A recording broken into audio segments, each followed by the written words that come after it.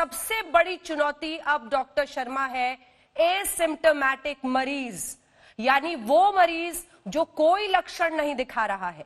ऐसे लोगों का टेस्ट कर पाना, ऐसे लोगों को ट्रैक कर पाना सबसे बड़ी चुनौती विश्व में बनकर सामने आ रही है। और भारत में भी अगर हम देखें तो एसिम्प्टोमेटिक यानी कोई लक्षण नहीं दिखाने वाले मरीज, ये इस वक्त कितनी बड़ी चुनौती है डॉक्टर शर्मा?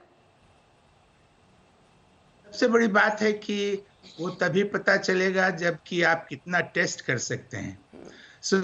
इसके पहले मैं तो बस एक मिनट के लिए ये बात बोलूं कि हम लोग सब सहमत हैं लॉकडाउन के फायदे से और मिटिगेशन के फायदे से। हर चीज उसका सिर्फ डाउन साइड देखिए। डाउन साइड क्या है लॉकडाउन का? डाउन साइड यही है कि इकोनॉमी गिर जाएगी और गरीब लोगों का क्या होगा जो रोज कमाते और खाते हैं, स्पेशली हिंदुस्तान जैसे देशों का।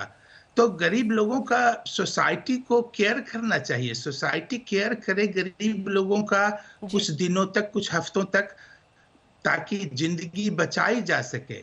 हमारे यहाँ हिंदुस्तान में, हिंदुस्तान का नाम लेने से हम इमोशनल हो जाते हैं, बाहर रहते हुए भी।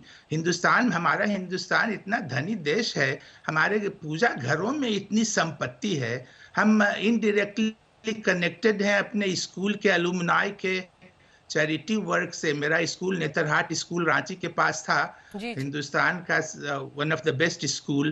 तो कनेक्टेड हैं सब लोग। गरीबों को खोज के हमारे लोग, हमारे साथी बांट रहे हैं खाना और सोप और हर तरह की चीज। तो उसका केयर तो करना होगा। लॉकडाउन का वो डाउन साइड तो है ही।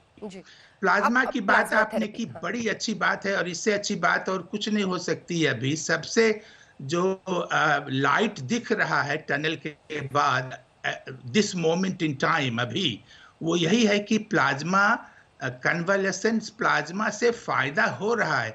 न्यूयॉर्क में टेस्टिंग हुई रैंडम टेस्टिंग से, तो 14% लोगों के प्लाज्मा में एंटीबॉडी दिखाई दिया।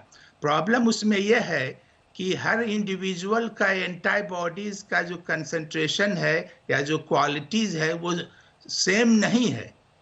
तो हर प्लाज्मा से फायदा हो या ना हो ये कहना बड़ा मुश्किल है, और यही अभी चल रहा है, शोध चल रहा है।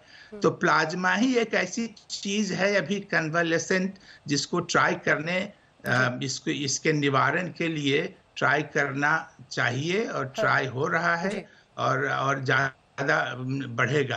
आपने बात की हाइड्रोक्सीक्लोरोक्विन की और इम्यूनिटी वगैरह की। देखिए, बहुत सिंपल शब्द में मैं आपको बता सकता हूं, और सीडीसी अमेरिका का भी वही है, उस पर आप वेबसाइट पे जाइए तो देखें।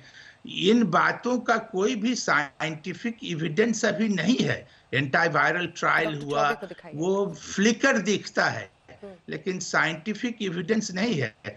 इम्यूनिटी जो एंटी मलेरियल की बात कर रहे हैं तो ऑब्जर्वेशनल है, दैट्स एनेक्डोटल, साइंटिफिक एविडेंस नहीं है। सेम वे बीसीजी का जो फायदा बताया जा रहा है वो भी एनेक्डोटल है।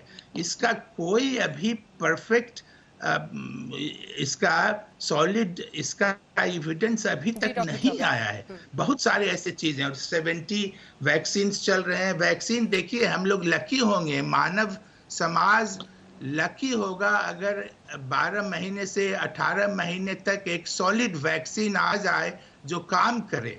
डिफरेंट फेजेस में करना होता है, अभी तो पैनिक चल रहा है। 18 महीने बहुत कम समय है किसी वैक्सीन को पैदा करने के लिए। तो ट्रीटमेंट कोई नहीं है। आप हाइड्रोक्सीक्लोरोक्विन, एंटी मलेरियल, एंटीवायरल, सब चीजों का एनेक्डोटल एविडेंस है, कोई एविडेंस इनका नहीं है। इम्यूनिटी जो होती है, डॉक्टर चौबे आप ही की बात पर हाथ उठा रहे हैं। जी, या ठीक है, इनेट एंड एक्वायर्ड इम्यूनिटी होती है। तो इनेट इम्यूनिटी के बाद एक्वायर्ड इम्यूनिटी को मजबूत बनाने का तरीका अभी तक कोई दवा नहीं निकली है। उसके लिए आप डाइट का प्रयोग करिए, अच्छे डाइट का, एक्सरसाइज का और स्लीप, बढ़िया स्लीप से इम्यूनिटी बढ़ती है। जी, मैं दूसरे लोगों को चांस देना चाहता हूँ। बिल्कुल।